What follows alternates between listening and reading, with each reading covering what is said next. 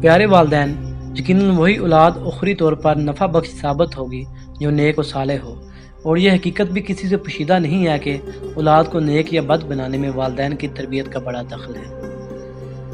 ایک مرتبہ ایک مجرم کو تختہ دار پر لٹکایا جانے والا تھا۔ اس کی آخری خواہش پوچھی گئی تو اس نے کہا کہ میں اپنی ماں سے ملنا چاہتا ہوں۔ اس کی یہ خواہش پوری کر دی گئی۔ جب ماں اس کے سامنے آئی تو وہ اپنی ماں کے قریب گیا اور دیکھتے ہی دیکھتے اس کا کان نوچ ڈالا۔ وہاں پر موجود لوگوں نے اسے سرزنش کی کہ نامقول، ابھی جب کہ تو پھانسی کی سزا پانے والا ہے، تو نے یہ کیا حرکت کی ہے؟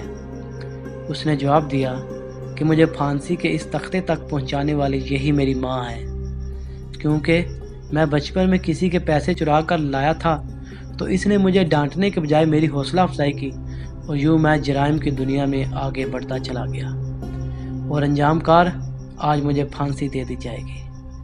اس کے برعکس ماں کی نیک تربیت کی برکت پر مشتمل حقائق بھی ملاحظہ کیجیے۔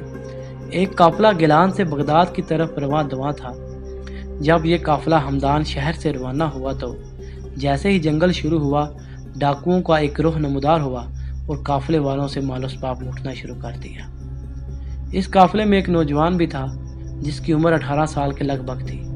ایک راہزن اس نوجوان کے پاس آیا اور کہنے لگا، صاحبزادے، تمہارے پاس کچھ ہے؟ نوجوان بولا، میرے پاس 40 دینار ہیں جو میرے کپڑے میں سلے ہوئے ہیں۔ راہزن نے کہا کہ صاحبزادے مذاق نہ کر، سچ سچ بتاؤ۔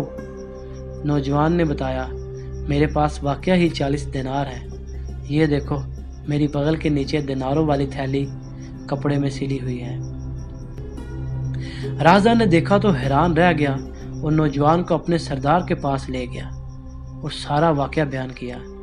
سردار نے کہا، نوجوان، کیا بات ہے، لوگ تو ڈاکوؤں سے اپنی دولت چھپاتے ہیں مگر تم نے سختی کیے بغیر اپنی دولت ظاہر کر دی۔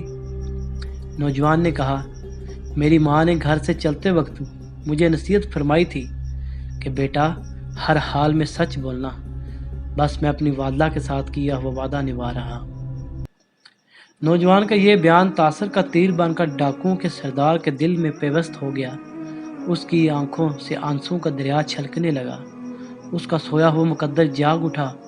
وہ کہنے لگا، صاحبزادے، کس قدر خوش نصیب ہو کہ دولت لوٹنے کی پرواہ کیے بغیر اپنی والدہ کے ساتھ کیے ہوئے وعدے کو نبھا رہے ہو، اور میں کس قدر ظالم ہوں کہ اپنے خالق و مالک کے ساتھ کیے ہوئے وعدے کو پامال کر رہا ہوں اور مخلوق خدا کا دل دکھا رکھا ہوں۔ یہ کہنے کے بعد وہ اپنے ساتھیوں سمیت سچے دل سے تائب ہو گیا اور لوٹا ہوا سارا مال واپس کر دیا۔ دوستو، ثواب کی نیت سے یہ ویڈیو اپنے تمام دوستوں میں پلیز شیئر کریں۔ اللہ حافظ۔